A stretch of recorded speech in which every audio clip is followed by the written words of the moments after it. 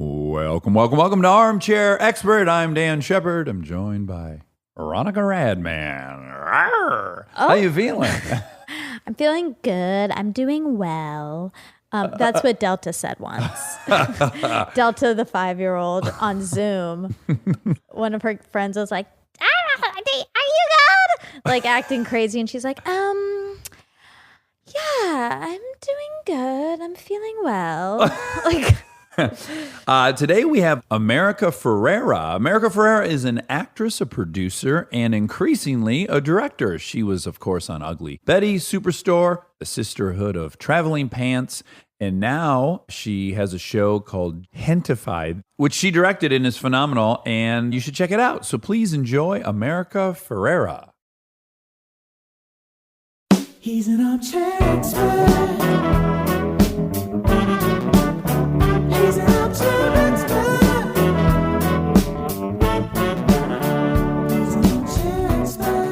I'm so glad I get to see your faces because I was so afraid we were just going to be on a phone call. I know. Well, we would have really preferred to done it in person because we think some magic dust exchanges from one another. Yeah. Well, that's why we can't be together because the magic dust. Exactly.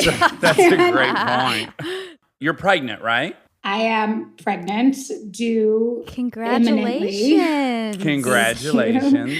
Thank you. And I have a son who's about to be 2. Wow. Which is fun and a lot of work, as you know. You know, when you're this far along pregnant, it's like there are days where it's like I can't even keep my eyes open. Yeah, you announced in January that you were pregnant, but how far along are you? I'm due like sometime in May. So like it's coming. It's coming. Okay. Yeah.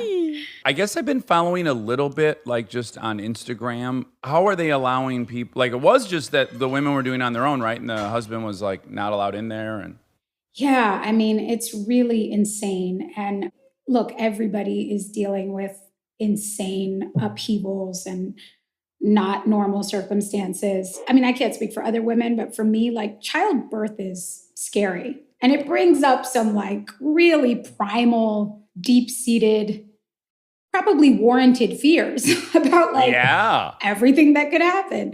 So, you know, that's true for me, not in a global pandemic, but then like add that to the mix and you kind of don't know what situation you're walking into. And I think every state is kind of doing it differently and different hospitals are doing it differently. But like there was maybe like a week or so where mothers in New York were birthing alone without anybody in the room with them. Like, I mean, I could burst out into tears thinking about that right now.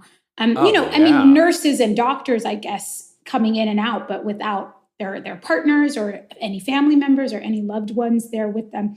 And I think that changed rather quickly. But now I think the issue is that post-birth, the mothers aren't allowed to have anyone with them in a lot of hospitals, which is terrifying. Childbirth is no joke. If you had to rank your overall general anxiety in life, 0 to 10, where are you? What's your baseline? I don't think I'm an anxious person. No, I'm not an anxious person. I can get to 10. Like I can get myself to 10. But you know what it's so interesting because I'm not in general an anxious person. I am a highly suggestible person. So like I can't do things like I can't watch horror films. Okay. Because I get too scared watching horror films. Yes, I have the same thing. We watched Dateline the other day and I was like scared for 2 hours after. Yeah, like I believe it too much. Yes. So I stopped watching horror films like when I was like 10. And I get mad when I'm like watching late night TV and they play a trailer for like The Purge 7 or whatever. And I'm just like, I didn't ask for that. I don't want that. It's 11:30 p.m. I want to go to sleep. And you just made me watch this horror moment. So if I stop to think about something, I can get myself there in like a second. But I think on a day-to-day basis in general, there's this silver lining of perspective of like nothing really matters that much, right? Yeah. It's only when the illusion of safety and stability is broken, but there is no safety and stability. Even like, I think it was maybe like Esther Perel, someone really impressive. It was like, marriage is an illusion of safety. It doesn't come with just safety. You know, you have to daily create that, and there is no permanent homeostasis for stability and safeness. I love Esther Perel. She's isn't she? She's the best. She's amazing. Yeah, I think that at the moment, I feel the realization of like, we don't have any control really ever is actually bringing me like this preternatural kind of calm versus the other way. But I also feel like just like tuning into the news for 3 minutes could like jack me up the other way, like really quick. Is there any like conventional male-female things happening between you and your husband? Because my wife and I are like, we went straight to all the cliches when it started. I'm like, it's fucking fine until this house is on fire. No, everything's fine.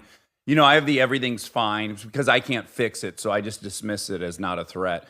So we're like, we just snapped right into these really conventional roles.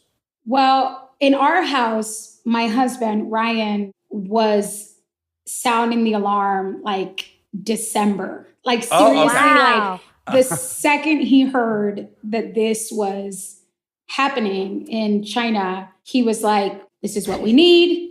I'm going to start stocking up. And, you know, he's a little OCD, like for real. Yeah.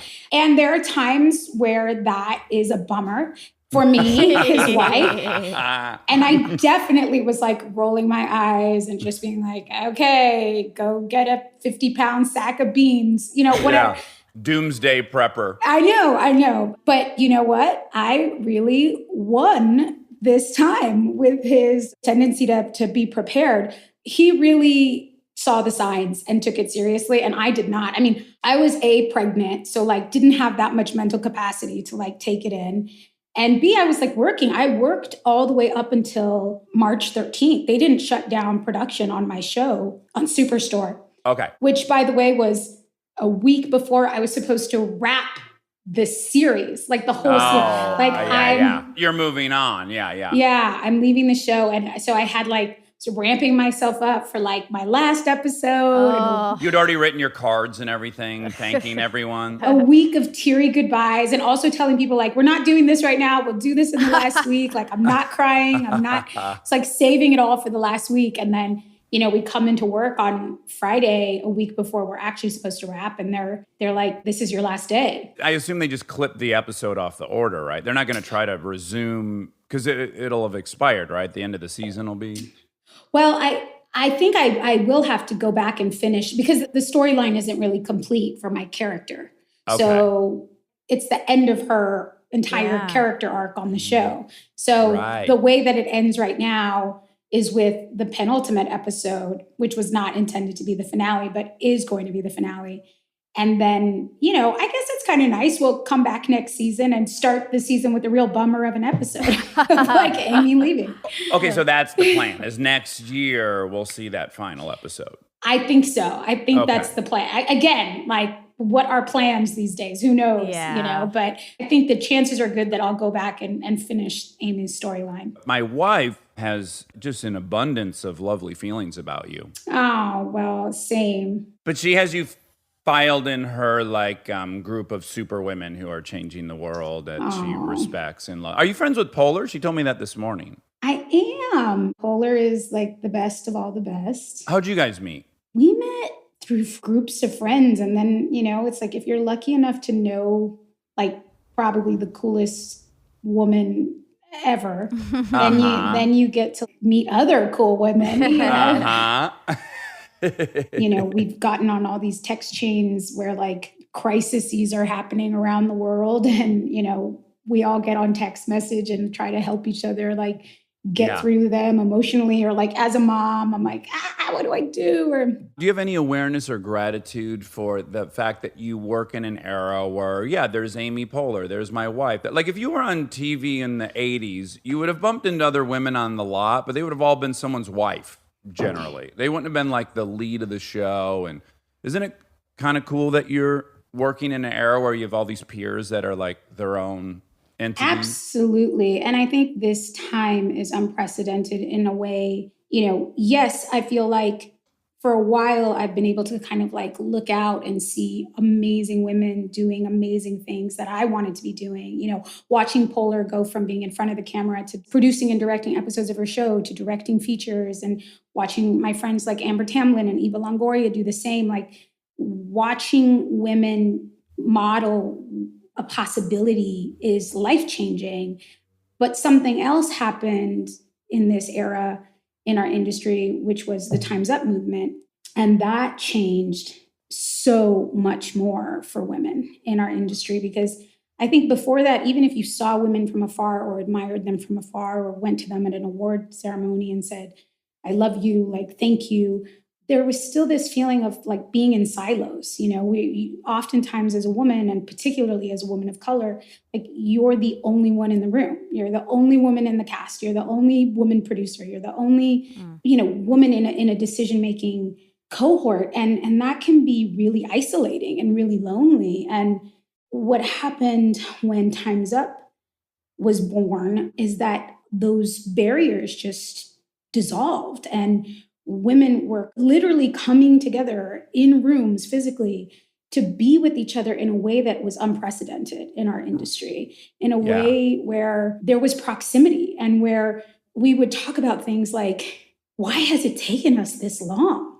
Mm-hmm. So often we are not only kept separate, but also pitted against each other as competition, not as potential partners and potential collaborators. Well, there's still a scarcity mentality because there were so few roles, that were relevant out there. So I do think there's this scarcity mentality that was quite real just 10 years ago that helps lay the groundwork for that. Totally. And it's also like cyclical, because if women are never together and are never collaborators and never talking and never even knowing each other or seeing each other as anything but competition for those, paltry roles that are out there, like then they can't create together, and you look at what someone like Reese Witherspoon is doing right now, and everything she makes is like opening doors for 5 other women to star, to produce, to direct. And it doesn't have to be, I have to protect my piece of the pie for me. And that mentality really opened up with this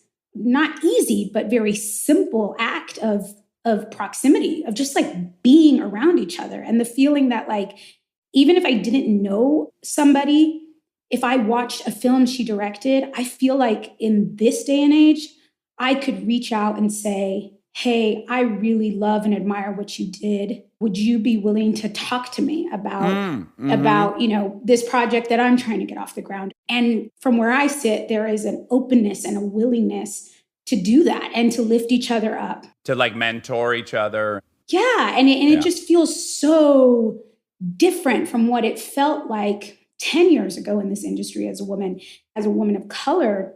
There's what it's like for all women, but as a Latina woman, oh my God, I didn't know any other Latinas in this industry. And, you talk about scrambling and competing for a small piece of the pie. The truth is there were 5 Latinas that were all like competing for, the sassy Latina lover or whatever it is. Yeah. And you only knew each other in that context. And that boundary has started to dissolve. And that feels incredible to know that we can just reject the idea that we're not allowed to create together and that we're not allowed to empower one another and that there isn't space for all of us, because of course there is. And the more that we are able to collaborate and inspire and connect with one another, the more is possible. I'm seeing it every day as a producer, as a director, as an actress. Now, I am curious about Time's Up. I'm just guessing and projecting here, but I wonder, is there any comfort in the fact that I imagine if I'm young and I'm female and I'm looking at the Reese Witherspoons and the Amy Poehlers, I am wrongly assuming, well, they're so bold and confident that they couldn't have ever been victimized by this. And then finding out like, no level of power really makes you impervious to that. Like, was there some layer of comfort knowing like, oh my God, that happened to you? Absolutely. That's so much of the deal, right? Is just coming to see each other as humans and coming to realize how shared our experiences are. Reese gave this beautiful speech at an award luncheon this past year.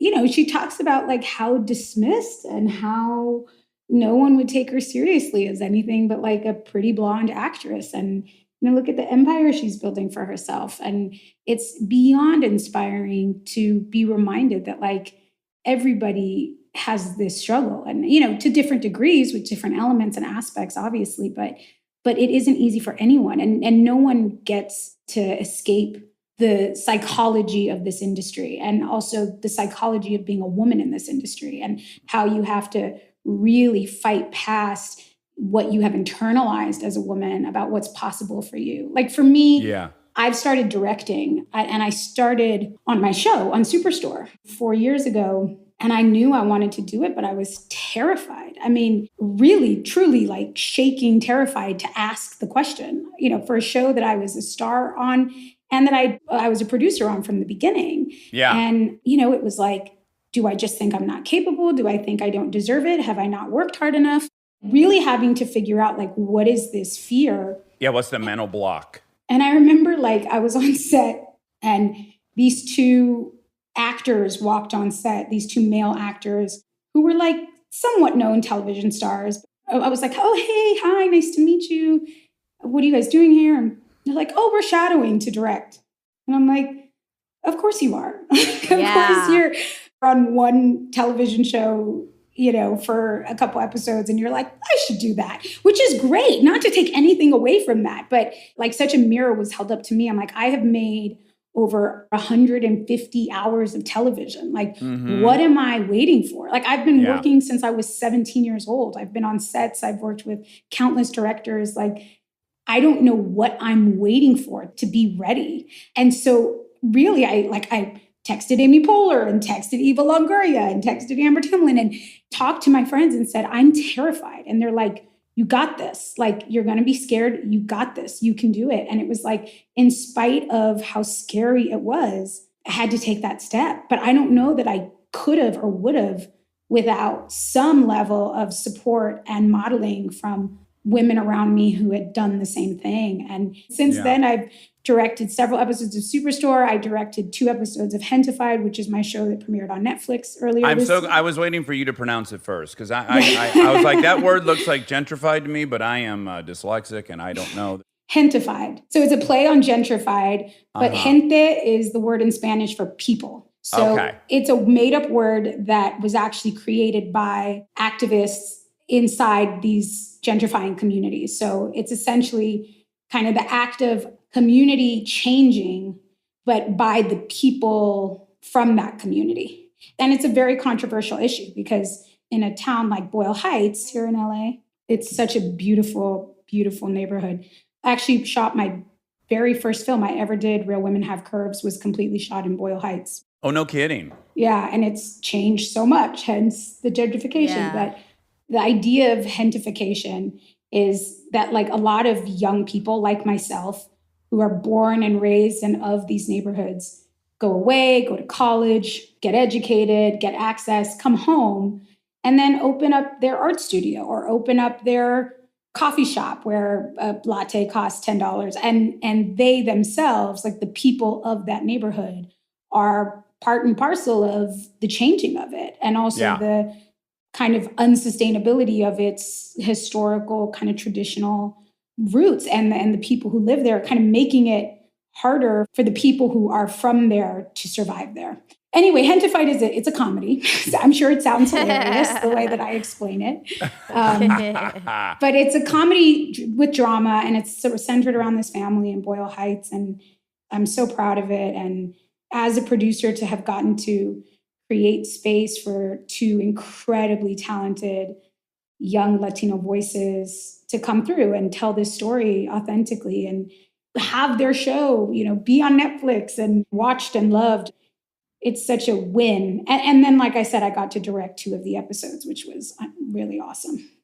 Now, often when we are interviewing someone of color, there is part of me that thinks, if I were in this position, at times I would be like selfishly, hey, I just want to enjoy this fucking ride. Because I'm black, I have to now speak on all black issues or be politically minded or be active in that way. Or if I'm a woman, I have to take on all these women. Like, what if I'm just a selfish person who wants to fucking get paid and live, yet there's this kind of baked in expectation? Does that expectation ever feel daunting? It sounds like you run towards that and really enjoy that. But sometimes I just go like, oh, it's kind of not fair that on top of it being harder to get there, once you're there, you have this added responsibility that certainly I don't have. You know, I'm free to just fucking make money and buy cars. Be a shithead. Yeah. Yeah. No, I do this for the money. Is that not is that not apparent? I'm doing a really bad job of it. And I believe wholeheartedly in everyone's right to be able to just make money and buy cars if that's what they want to do. And it's like, and I get it. And there are times where I feel that, yeah, sure. There are moments where sometimes I feel like this is just for fun, or this is just for the love of like doing something silly or whatever it is. Or can I add an ego thing? Like an ego thing for me would be I direct, and within the question about directing it, when they say it's great, and then they say as a woman director, and then I think, why are you putting me in these two boxes? Yeah. Like, I fucking directed this great episode of TV. Yeah. Let's just leave it at that. That's like where I would get triggered, I think. Yeah. You know, it's tricky, and you're right. And it's like, it's also about context, right? It's like, who's putting you in that box and why are people putting you in that box? And, you know, since I was 17, when I started my career, it wasn't something that I was ever going to avoid. You know, I starred in a film called Real Women Have Curves. And as a brown, overweight, young woman who didn't fit any of the stereotypes of like what a leading lady in a film should look like or be like, I realized really early on that like it wasn't up to me. People were going to cast me as a role model, as an example. And at 17, that's incredibly daunting and scary, especially when like I was just a kid trying to figure out my own body issues and identity issues. And part of this is just who I am and my personality. But I really got so inspired and changed by realizing how powerful storytelling was and getting in touch with my own anger and my own desire to see people like me and realizing like, oh yeah, I had grown up my whole life seeing myself in Tom Hanks and in Julia Roberts because I had to. Because I had to watch whatever was available to me and say, yeah, I could be that. And I never got to see anything that really looked like me. And as a kid, you know, you don't stop to think how that's like deeply impacting you and your view of yourself in the world. But as I got older, more awareness grew around that. And then truly more indignation, right? So I felt so lucky to have so much access to influence what kinds of stories were being told and also just like how certain characters were being portrayed. You know, since I was 17, I've had to walk onto sets and say like, I wouldn't say that. You know, or like, that sounds dumb, or like, I don't connect to that, you know, and learning at such a young age to have to be an advocate, not just for yourself, but like for a representation of people like you. So I guess I'm just power hungry. And when the power came, I'm like, I will do right with this power. But no, you know, it's obviously about personality. And for me, what felt daunting and scary and like a burden and more than I could handle early on now feels like my purpose. It's like, yes, you know, what else would I be doing with this access that I have gotten for myself, if not changing what our stories look like and also getting to be a part of getting millions and millions of people seen. And I know what that means. I know what it feels like to look out into the culture and feel truly invisible. And I think that the impacts of that go far beyond having a show to talk about at school. It's about feeling like you belong in this society and, you know, the impact that has on young people and what they believe about themselves. You know, to go back to myself and like, why did I feel like I didn't belong in the director's chair? Well, I didn't see anybody like myself in the director's chair. So, right. Anyway, and not to get too self-righteous about it, but it definitely feels like it's a part of my personality to lean into it, as you said. Yeah. When you were first auditioning, did you already have that sort of sense of self? Or when you were first auditioning, were you like, I just want to go out for the white role or the every person role? And why does it always have to be a Latino role? Because when I started auditioning, I was like, I'm not doing an Indian accent. I'm not going to do anything with a name like whatever it's going to be. Taj Mahal. Sure, yeah. Which is the real name that Cal Penn had to audition for. Yeah. And I just ran in the complete opposite direction. And I was like, I'm not that. And it sounds like at some point you decided smartly that the best way to do this is to embrace it. But was that from the beginning, or did you have to get there? Yeah, it was definitely a journey. I mean, my very first audition ever, I was 16, maybe 15. No, maybe 16. And it was for literally a late night, cable subscription commercial. Or it was like a bail bonds commercial. I can't even remember. It was just something dumb. But it was my first audition ever. And I walked in, I was so excited. And, I went in, I'm from the Valley. I went to 34 bar and bat mitzvahs growing up. My Spanish is not that great. So I walked in, I read the sides. I thought I did a great job. And then the casting director lady was like, that's great. Can you do that again, but sound more Latina? Mm-hmm. Sure. And I was like, do you want me to do this in Spanish? And she was like, no. Do it in English, but just sound more Latina. Mm-hmm. I genuinely was like, I have no fucking idea what you're asking me to do. So I just did it again, the way I speak. And then I went to her and I was like, I am Latina. So yeah, isn't this what a Latina sounds like? And she was just like, okay, thank you, honey, bye. And never got the role.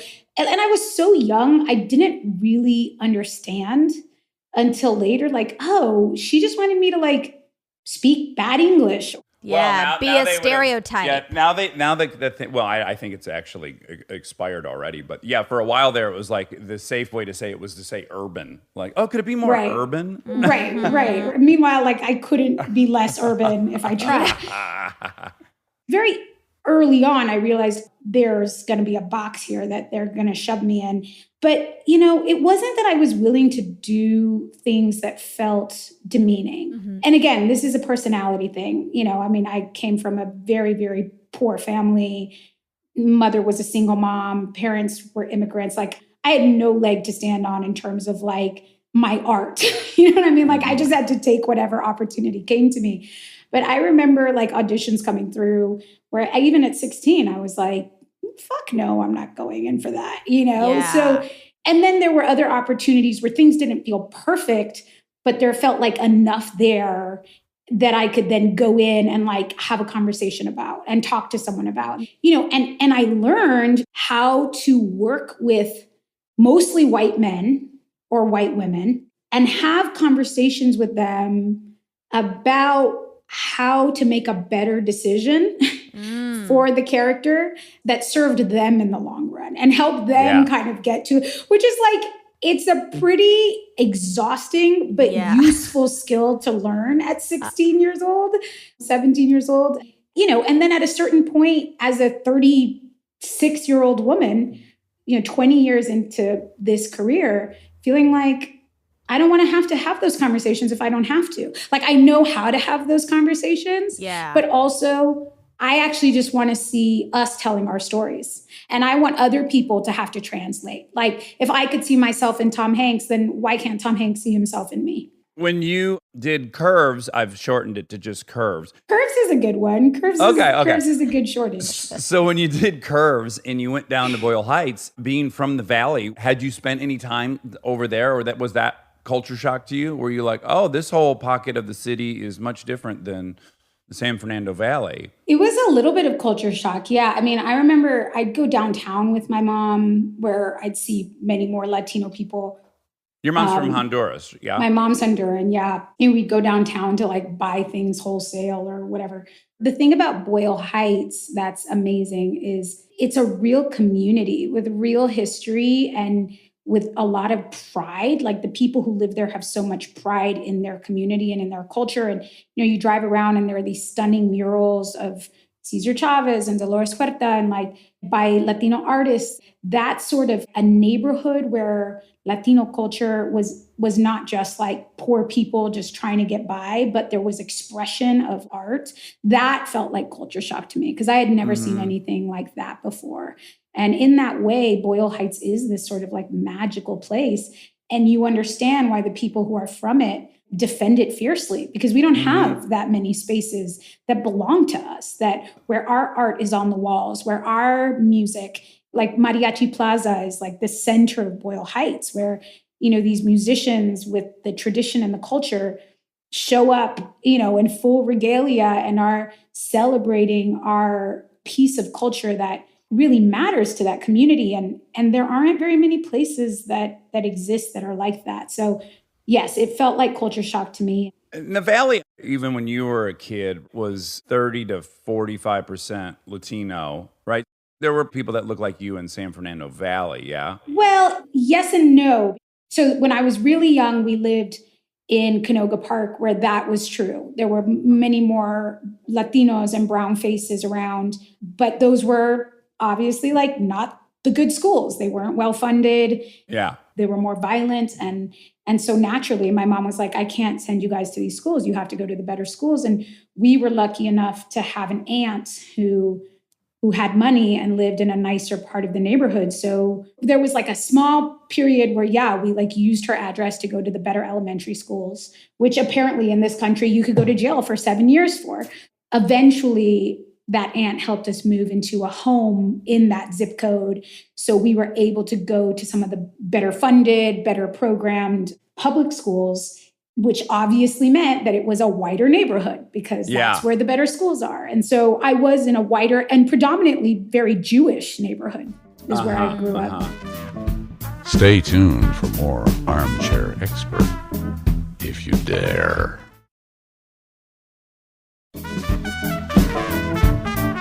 So the only person that I'm really close with that has the Latino experience acting is Michael Pena, who I know you did End to Watch with. And Cesar Chavez. Oh, I played his wife in Cesar Chavez. Yeah. Yeah.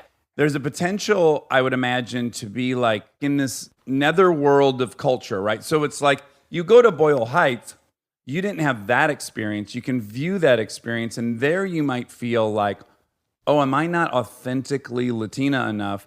And then be back in your more predominantly white high school and feeling like, oh, I'm not white enough. And I just know that Pena, through many interviews we've done together, is like, he didn't feel embraced sometimes by the Mexican American community, and like he wasn't Mexican enough, and yet he was too Mexican to be white. And there was just kind of this like, where do I fit in? What is my niche? Totally. Yeah. It's like you don't belong anywhere and you're not good enough for anyone. Yes, absolutely. That's like my upbringing in a nutshell. And I edited and compiled this book called American Like Me, which is, based on that experience growing up. But, what I realized as I grew up or grew older was just like, oh, this isn't like a particularly Latino experience. This is certainly experienced by so many first generation children of immigrants, grandchildren of immigrants in this country. So, I had friends who were like Chinese American and Filipino American and Palestinian American. And like, we would talk about our upbringings and we're like, same's like, we're basically all the same, Yeah. So I actually compiled this book and there's 34 authors in it. And, people from Nigeria to the Dominican, to China and Japan, like sharing stories about that experience. And the truth is my book was focused on mainly people who were children of immigrants or immigrants themselves. But, this is an experience that is also a socioeconomic experience too. Yeah. It can never stop if you choose. So like I'm from a pretty lower class, blue collar, hillbilly, redneck, high rate of violence, alcoholism. And then as I ascend through the socioeconomic spectrum, I'm hanging out with much different people. And then I go home and I find myself even code switching as a white dude of like, oh no, I seem elitist if I pronounce pop soda. You know, all these little micro things where I find myself doing. So yeah, I think there's so many different layers or opportunities for us to have a duality. And I guess it's only compounded, when you have more visible indicators. Yeah. I listened to your interview that you did with T.I., and I felt like so much of what you were talking about in that felt really, really relevant and similar to like the experience that I had. Kind of, there's the ethnic piece of it, which is, I'm not American enough, I'm not white enough, I'm not Latino enough. But then, like you said, as you start to become successful and gain access, like what does that then mean for your whole identity that sprung from like having nothing? Like, so how do you, like in your mind, you're like, I have no idea what I am anymore. Like, I don't know what I'm allowed to claim. On paper, I'm the person I hate. Right. I certainly just like, if you were rich, I hated you. I felt less than around you and I hated you. And then here I am, I, by all accounts, am now rich and my children are growing up very privileged. And I'm like, okay, this is interesting. How do I make peace with all this? That's the thing that I feel is so tricky, is like my children's life and upbringing is going to be so radically different from the way I grew up. And like there are parts of that I'm super grateful for.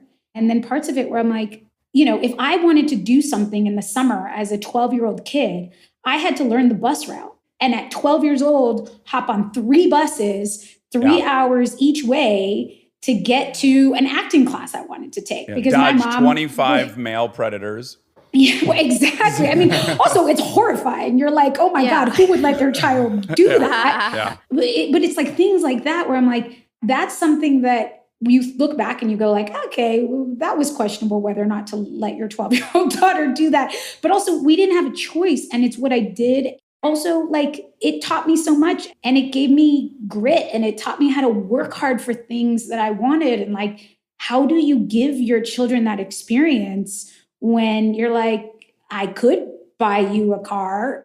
Oh, yeah. Someone said it perfectly. They said the challenge of parenting with money is that instead of being able to say, I want that, oh, well, we can't afford that, to have to say, I could buy that for you, and I am not going to do that. And I'm not going to, I know. Well, especially when you had nothing as a kid, and you're like living vicariously through your children. Oh, and you're like, it's already happening. Yeah, my daughter has 3 off-road vehicles. It's shameful. I was like, I can't even fit shit in the garage because she has got everything I wanted as a kid. Yeah, I know. I'm like, all I wanted was like a massive trampoline in my backyard. Like, how am I not going to get that for him the second he can jump? So it's a balance, and obviously very, very high class problems to have. But I do think it creates a challenge, just identity wise, and.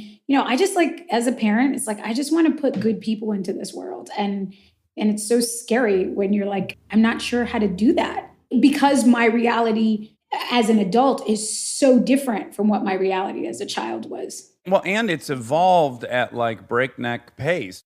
My best childhood friend from Michigan, his son is now 13, super good looking kid, tall, beautiful long hair, looks like Robert Plant.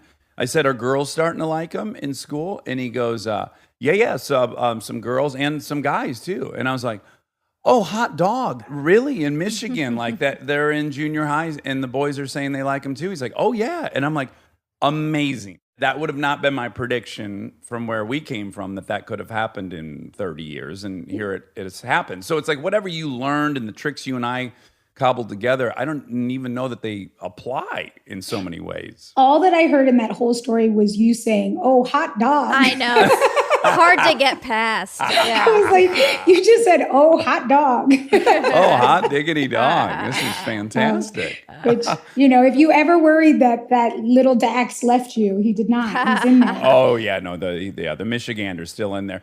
That makes me excited. That to me is like really interesting. I'm like, oh, great. Our kids are already so much more evolved than like we have a chance at, no matter how much therapy we do. Yeah, in so many ways, like what I would have been passing on is like this coat of armor. Like, okay, well, here's what you do when the guy pushes you. You got to punch him right in the, like all this shit, that tools that are just useless for my kids. And I have to accept that.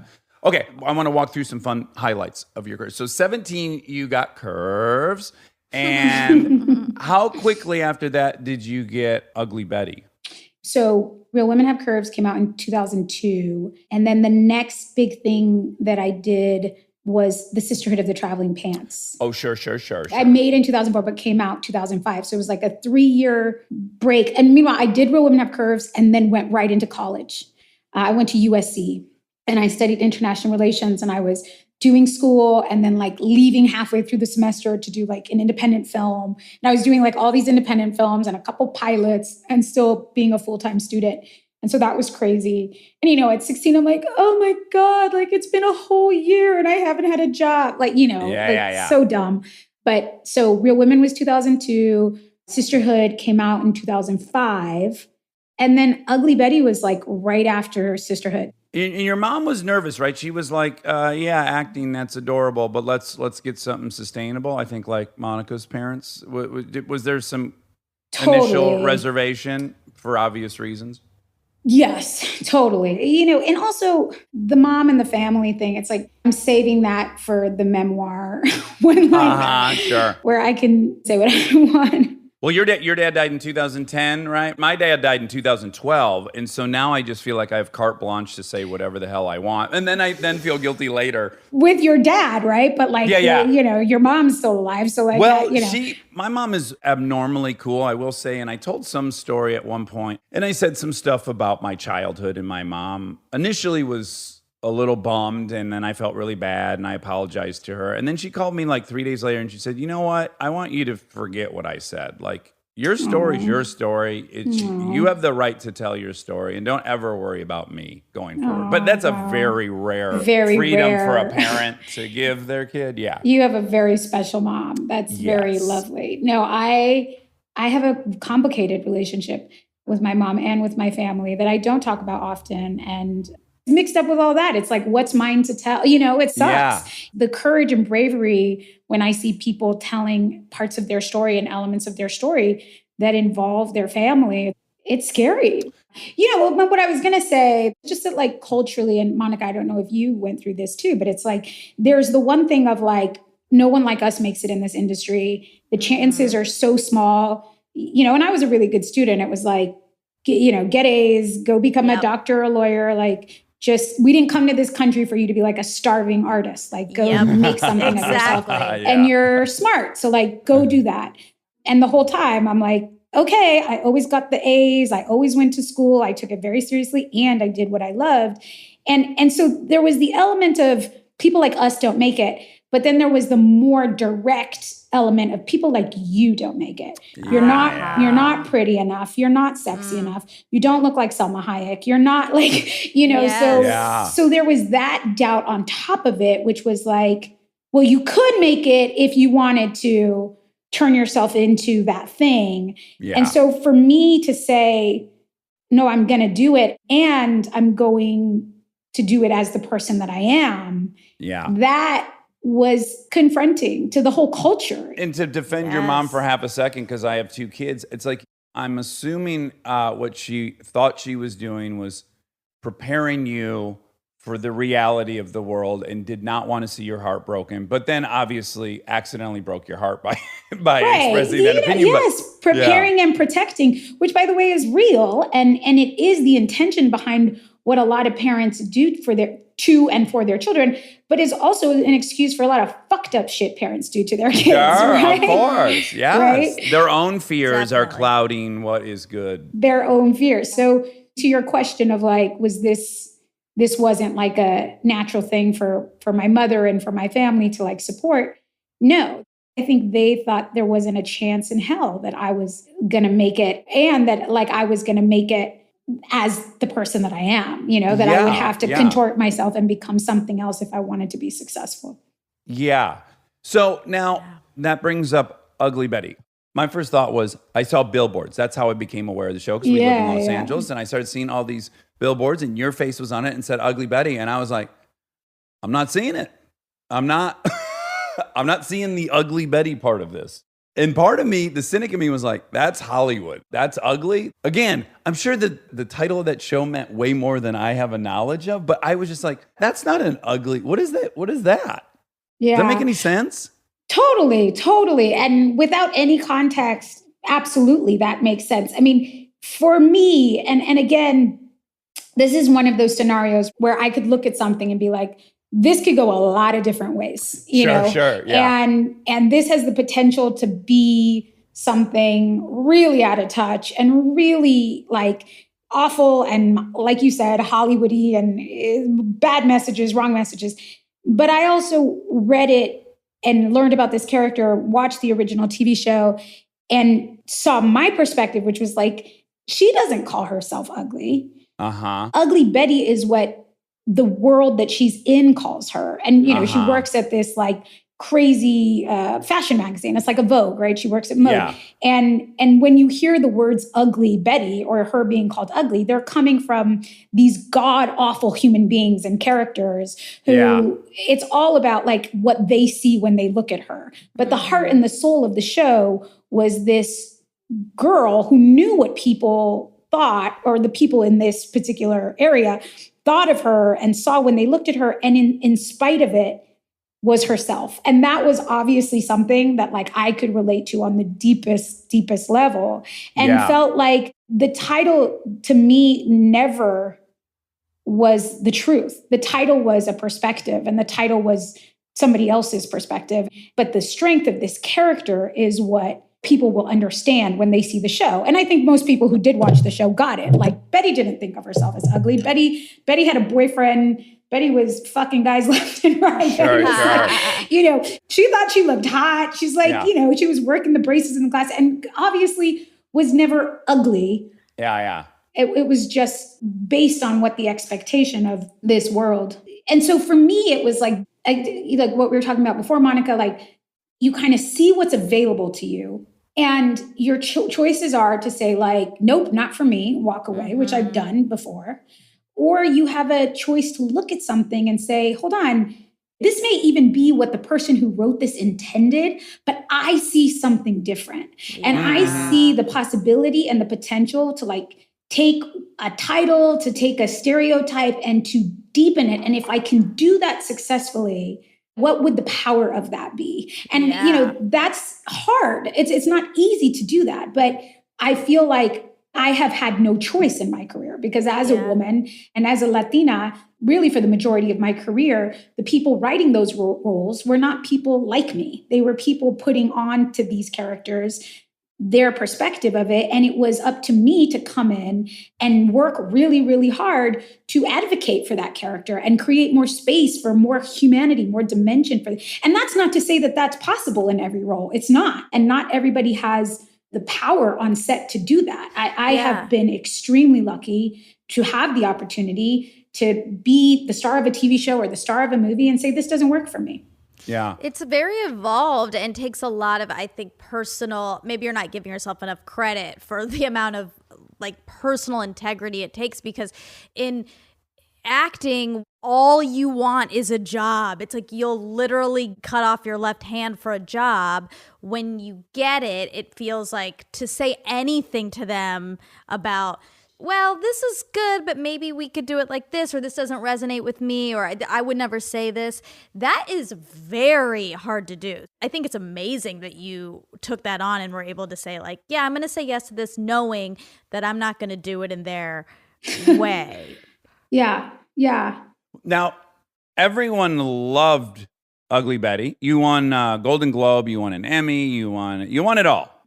Was that the sweetest spot of the journey? Was that like having dropped out? No, it's not. The head shaking now. I just would imagine though, if mom had some doubts and you dropped out of college, which I'm sure even you had some fear about, to be on a show that's a hit and that you're winning awards for, did it feel very validating, or did you feel vindicated? Yes. I mean, of course, on one hand, first of all, I loved this character, loved this world, loved my cast. To have a feeling that like, oh, this character and this story is so needed in the culture right now.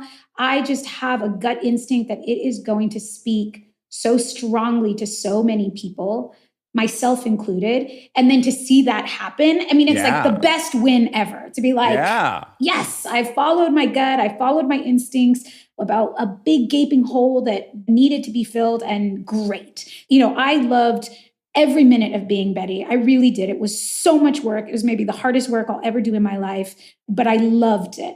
The hoopla and the whirlwind that happened around it was challenging and exhausting, and my whole life changed. Yeah, the being famous element, is that what you're referring to?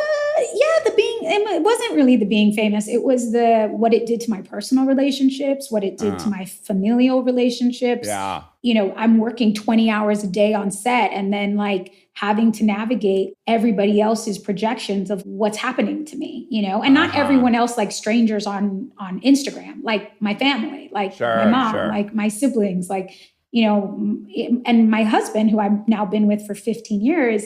At the time, we'd been together 1 year. Ooh, that's a big ride to take. We'd been together 1 year, and then boom, everything changed.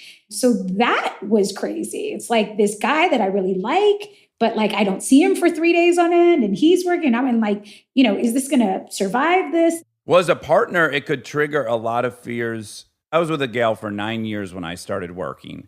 And now in retrospect, there's no playbook for that. So I got pretty self-important pretty quick. All of a sudden, we had been dead equal, and now I made all the money. That was a new dynamic. Like there was just a lot of new dynamics that I didn't really have anyone to ask advice from, or couldn't humble myself enough to ask for advice. But I certainly did a terrible job navigating that. Totally, because it's so hard. And so when you ask the question, like, winning these awards, was this like the sweet spot? And it's like, yes, on one hand, it's what an amazing experience that how many people get to live that, and who knows if I'll ever get to live it again. But there was so much drama and so many challenging things happening in my personal life. And also I was a kid. I was 22, 23 years old. And oh my God. And still figuring out like what mattered to me and what was important to me. And also when the thing that you were striving for your whole life happens, and you're like, but I still feel scared, and I still feel not secure, and I still feel like a hack, and I feel like people are going to learn this about me. I said this in an interview before, so it's not breaking news, but I haven't said it many times.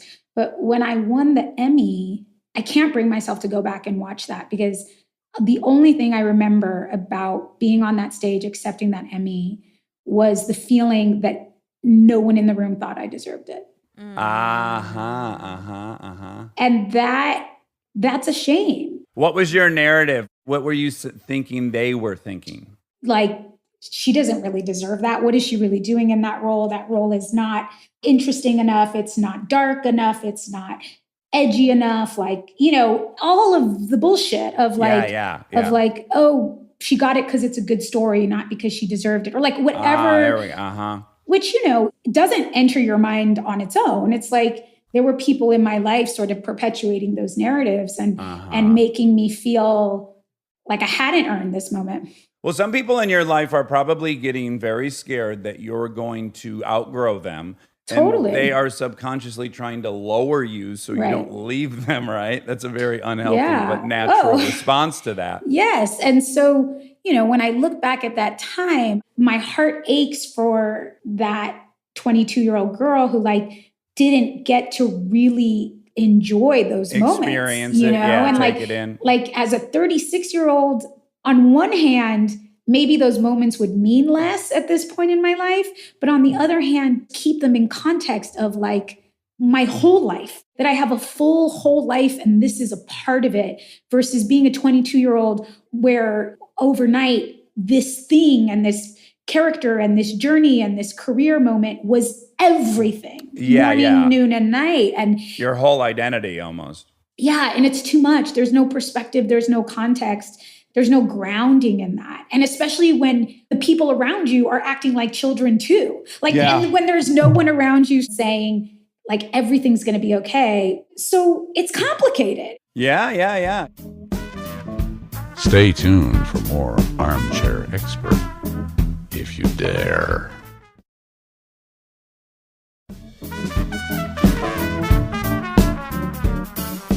So when Ugly Betty ended, did you have sophomore musician fear? Like, did you feel this incredible pressure of like, oh, I got to choose perfectly? Yes, I had an identity crisis. I started Betty when I was 21. Like 21, you're a child. Oh yeah. Like, yeah. In my case, worse. Yeah. And I think I handled it to the best of my ability. And I've always been mature, but it's a very weird experience to have to grow up and find yourself in that circumstance. And so, in a way, when I came out of Ugly Betty and Ugly Betty ended, there was all this growing that I needed to do as a human being. Well, the job is so consuming, you almost push pause on your development, right? It's so consuming. Totally. Yeah, that there's no time to like make mistakes and learn things. This is like so shameful, but I think vulnerability can be a powerful thing. And I say this just because, to your point of like what people's perception of success is versus what it feels like. I actually had the thought, and I think I said this out loud to my best friend when Betty ended. I was terrified that my friends wouldn't love me because I wasn't on a show. Wow. Because I was, and like that was an actual fear that I had. That of course. The show was over and the people that I had made proud wouldn't have a reason to love me anymore. That's when you get into fucking therapy, right? Yeah. That's when you're like, oh, I need to figure some shit out, Well, lucky for you, that was your conclusion. Because for many actors, that's not. It's just they hop right back on the hamster wheel and try to, I think it's actually unique that someone goes, ooh, this is not a desirable outcome. I shouldn't be feeling this way, and I need to figure out how to solve it internally as opposed to externally. Totally. And I was lucky enough to have some really amazing friends around me and wonderful human beings who really helped me through it and helped me see myself. And, some people are lucky enough to have amazing families and amazing family members who are their rock and help them evolve and help them feel safe and secure. And some people aren't, Mm-hmm. and I feel so lucky that I was able to kind of create a support system of friends and people who were so amazing and helped me really find myself in the midst of an industry and a time that it's just not set up to do that for you. Ugly Betty ended 10 years ago yesterday. Oh, wow. Wow. It's been a decade, which is crazy. And it's funny because 10 years later, I'm now saying goodbye to Superstore, which was the next thing on whatever my career path. And I had 5 glorious, magnificent, wonderful, fun, fulfilling, amazing years on Superstore. And I feel great about moving on. And the difference between what it feels like to be making a choice about what I want and what I need at this point in my life, and how untethered and how scared and how insecure I felt 10 years ago. To me, it's that's the success. That's the win. That's the thing that'll make you who you see in the mirror. Yeah. Could you imagine if 10 years later I was as scared today as I was when that ended? That would be the tragedy. So to me, regardless of the success and the awards and the reviews and how successful was that show and do people love it and do people still talk about it? It's no, my personal success is that I now know my value and I know I'm a badass, and I know regardless of what ends, there will always be more for me because it's coming from inside of me, and I'm not looking for other people to validate me. For me, I'm a greedy little piggy. Is it hard to walk away from the steady paycheck? Of course, especially as a kid who grew up with nothing. There's always that voice. It's who do you think you are walking away from money and walking away from a job? You almost feel like you're going to jinx yourself, don't you? I do sometimes. If I say no to that money, I'm going to lose everything. Totally. And who knows what my next, but that's that scarcity mentality that keeps us small, right? That it's such a double-edged sword, because to go back to when Betty ended, I stopped having a dog walker. I was I've been making money. I've been making money for 4 years. I was fine. I could afford to take a year off or not make any money for a year. And literally, like the week after Betty ended, I fired my dog walker because there was this like the poor girl inside who would like scrounge together coins for a McDonald's cheeseburger was like, oh, hell no. Like money's not coming in, nothing's going out. Yeah. But if that doesn't change, like if that scarcity mentality doesn't change to fit the reality, then your choices are small. To be thinking about my possibilities in the same small, terrified, warranted way that I used to think about them, like that would just be doing a disservice to everything that I built for myself, you know? Yeah. It'd be dishonoring it in some way. Now, what are you going to do next? There's a number of things, but like I said, it's like we're in the midst of this global, thing that like nobody knows how it's going to impact the global economy, how it's going to impact our country, how it's going to impact our industry. So like, sure, I have plans and I'm on phone calls, all day about those plans, but I'm also humble enough in this moment to realize like nobody knows anything. So I can say loosely that I love directing, and that is definitely a path that I want to keep pursuing. As a director, your brain is firing like all day, every day. And it's great and it's fun and it's exciting. It's very different from showing up, roll in wearing Uggs and holding a coffee cup and being like, where do I stand? It's very different. But so directing, continuing to produce, executive produce, develops television shows with other really exciting writers and voices, and continuing to act. And so all of those paths are still interesting and exciting to me. And like I said, yes, there are things that I'm building, but who knows what's going to happen in the next year or so.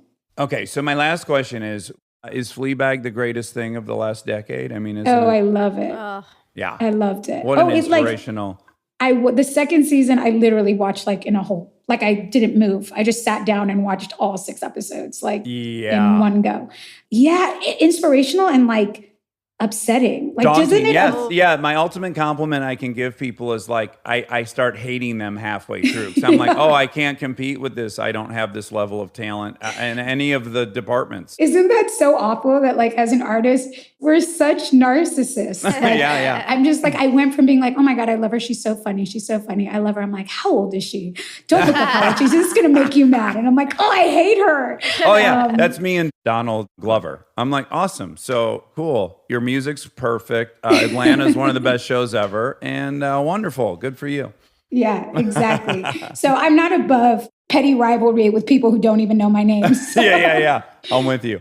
Well, America, you're so wonderful and joyful to talk to. I hope we get to do it in person one time. Yeah, totally. I was looking forward to this. I love the show, and I've listened to so many episodes. And I have to say, like, I don't know that much about like your body of work, but from the outside, I just wouldn't expect you to be such like a thoughtful, soulful guy from like a really bad, not knowing you at all perspective in the world. And it was like such a pleasure to discover your podcast and be like, oh my God, I love how deep you are and vulnerable and honest. And Monica, you make him better.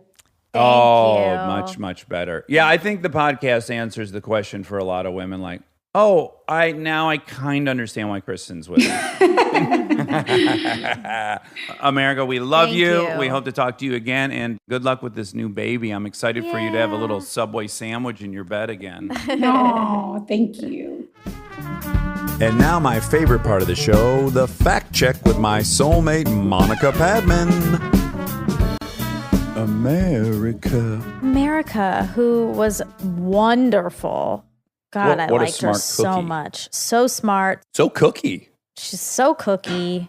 I love cookies. You love cookies. So much. Yeah, she was great. I'm so glad we got her. It took a while. She's a busy bee. Busy bee. She is. So we had to seize the pandemic, if you will. Yeah. Well, we've gotten lucky with a few folks on this pandemic. Yeah.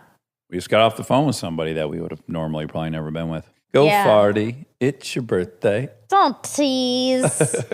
But anyway, so America was lovely, and I want to be best friends with her. I want to talk to her about all kinds of things. Yeah, she seemed like she would be in your like aspirational camp, people you'd like to be. Yeah, she's speaking some truths that I think need to be spoken about. Unfortunately, or fortunately, depending on how you look at it. And maybe this is a first. I had no facts. Zero facts. Zero facts. It was just like our opinions.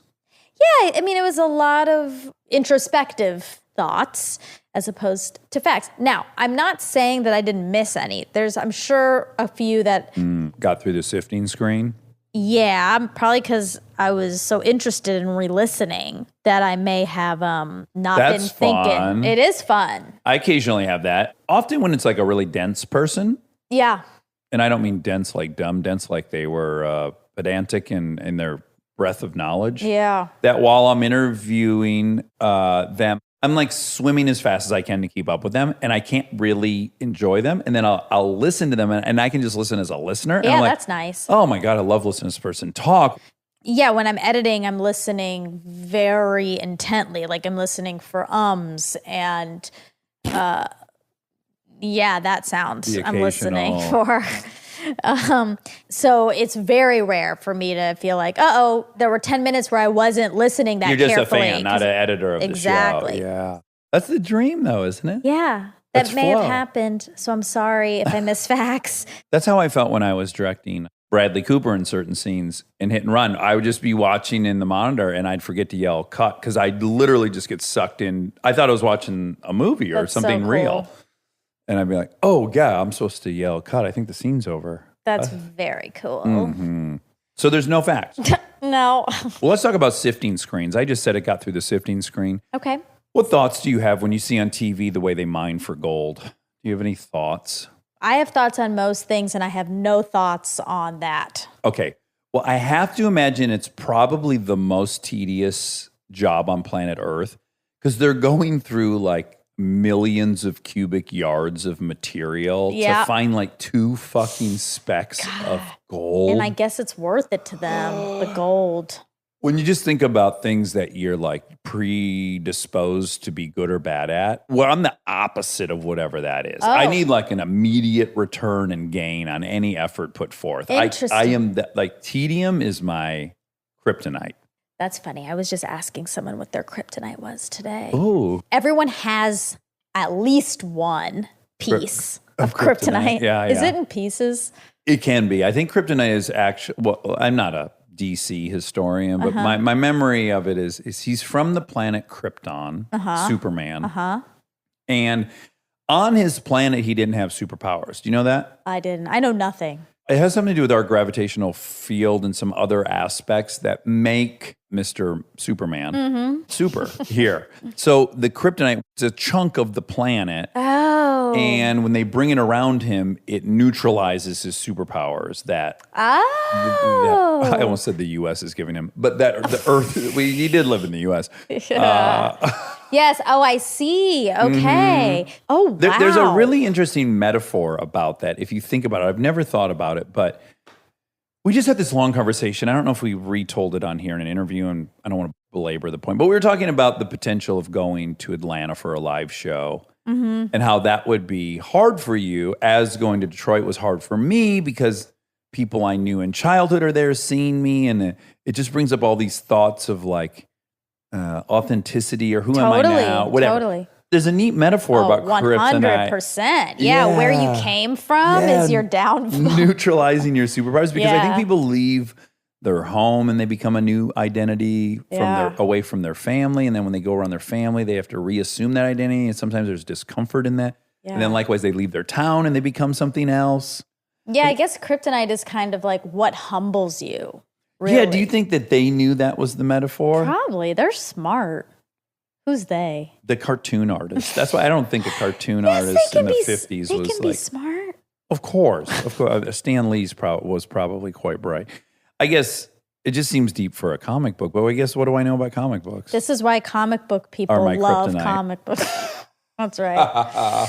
Anyways, what a great metaphor. Yeah, that is. I always think about the person like in high school who was like a wallflower, and then they become fancy and successful. And then when they go back to that high school reunion Yep. and they have all these fantasies, right, where they're going to show everyone that they're this person now. Yeah. I bet the second they get around them, they feel like the old Of person. course. Of course. Doesn't that happen to you? I've never gone. I think I have responsibly assessed what my motivation to go to my high school reunion would be. Yeah.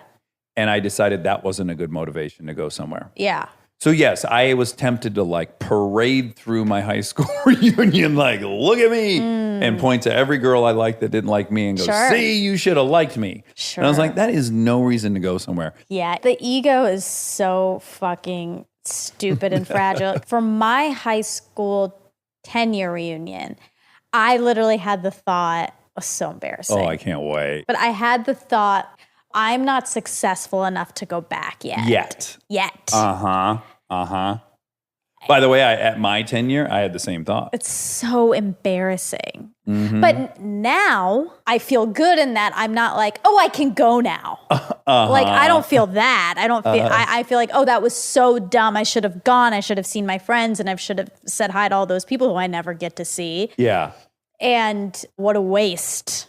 I have to imagine, I'm just going to guess at some percentages here. I have to imagine the high school reunion thing, only like 30% are just thrilled to go there. And like they had this great experience and they can't wait to catch up with everyone. I have to imagine the other 70% is going in there either feeling like they've underperformed or they overperformed, which is like, why even be put in a situation where you got to evaluate whether you I don't over or know under-delivered? who is big enough to go if they feel like they've underperformed. If you feel like you've just performed, great. I think Sure. you'd go and you'd be like, sure. Yeah. But if you feel like you have underperformed, that takes a really big person to still show up. And I did feel that at the time. Yes. I agree. Yeah, people like rent fancy cars to drive to reunions. Yeah. It's sad. But you know what I've talked about it on here. What I really did want was a junior high reunion. Yeah, you tried to make one. Yeah, I was years gonna. ago. Yeah, I realized it was whatever that 90th year anniversary of 8th grade, 7th grade, and I was gonna. And I even went so far as to call the junior high and see how much it costs to rent the place because I wanted to have the party there. And then I didn't execute. Yeah. That's really what happened. I just ran out of momentum. That's all right. And I never pulled it off. But I really would love a junior high reunion. But again, in junior high, I was among the 30% that just would love to see everyone. And I had a great time. Mm-hmm. I got nothing to prove. I just want to see everyone. Right. But I don't have that relationship with high school. See, that's what's weird and even more upsetting is there's so many people that when I go home to Georgia for Christmas that I don't see that I would love to see for an hour at this thing. Like a many. And the fact that I let this idea of success like stop me from doing that is a big bummer.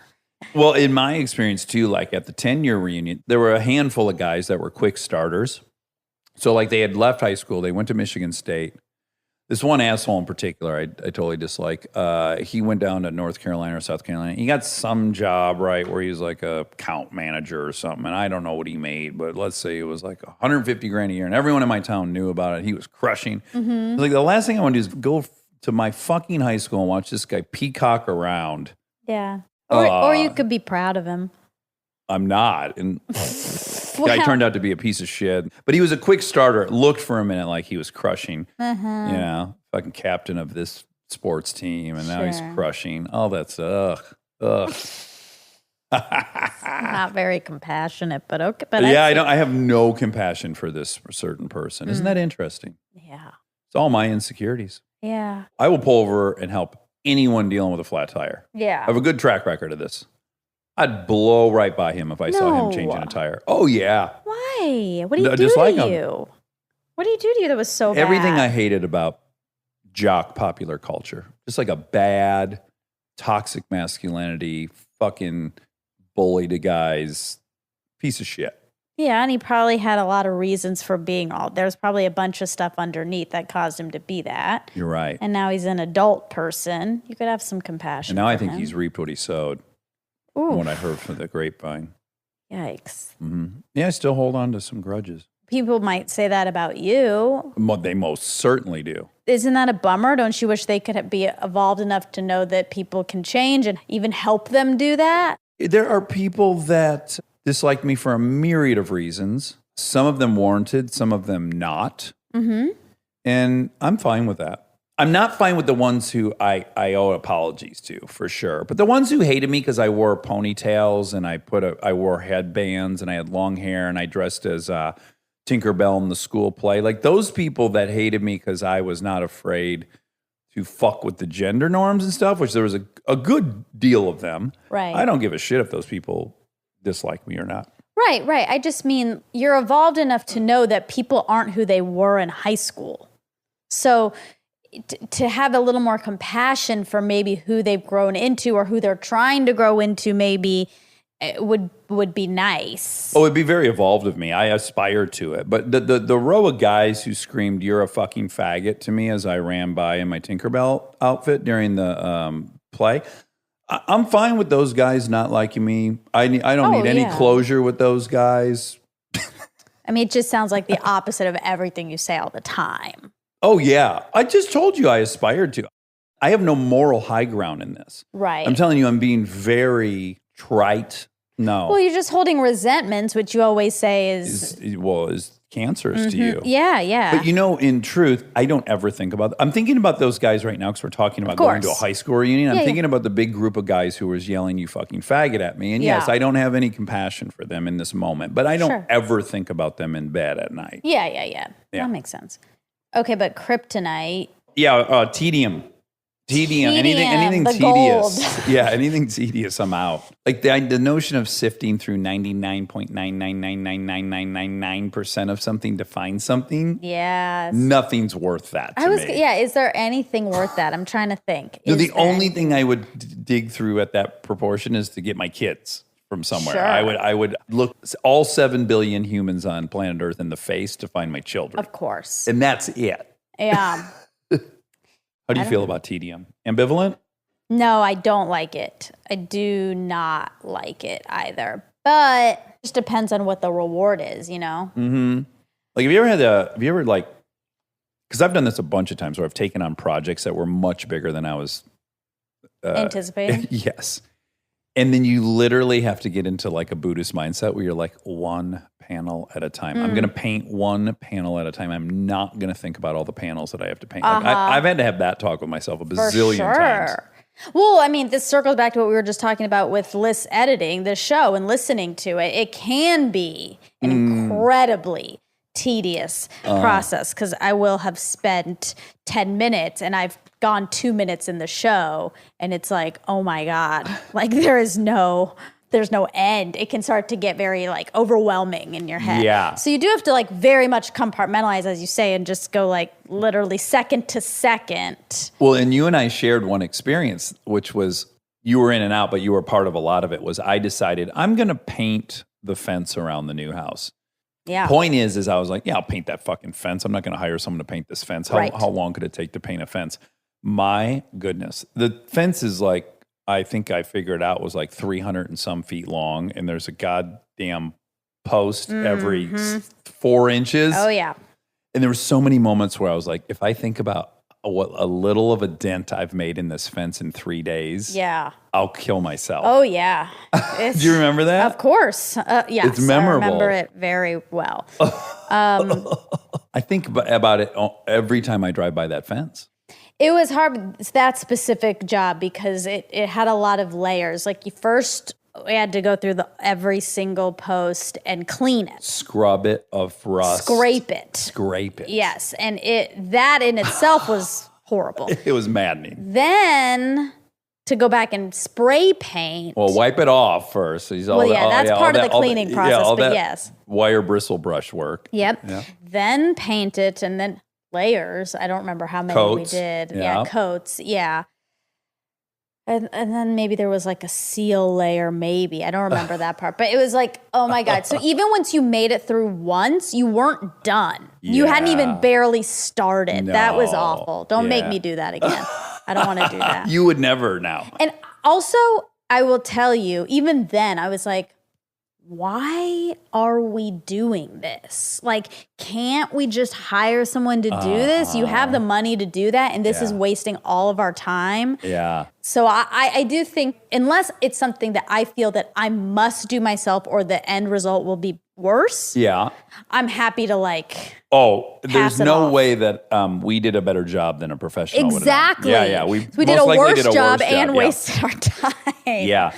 And that just goes to identity. Like, my identity is someone who does a lot of the shitty work myself for the things I own. Yeah. Because my dad did none of his maintenance, I guess, is probably what's driving the whole thing. Yeah. Well, I The think you also opposite. probably just have guilt about having this big house, and so you feel like you have to like earn it somehow or something. Sure. Well, also, I do, unlike you, like I just said, I do every time I drive by the fence, I go, God damn, I painted that fence. You think about it, yeah. The attic, the fact that no one was involved, I just tore that wall out, and it looks like shit. There's fucking cords hanging, but I'm like, yeah, I just handled the whole thing. I didn't have to get anyone to do it. I get self-esteem out of that. Yeah. But for some reason, No, that it stuff does. fills me with pride. Yeah, everyone has different pride factors, I guess. Yeah, there's something I'd turn over to someone else that you would never. Yeah, again, I think because for me, it's things that I feel the result won't be as good. Yeah, if it's you don't not do it me. yourself, it won't Yeah. get done well Yeah. or right. Or maybe well and right, but not as good. There Mm. is a difference. Mm-hmm. Yeah, anyway, that's really all for America. Okay, well, I guess I wish we had said some facts, but not really, because we had plenty to talk about.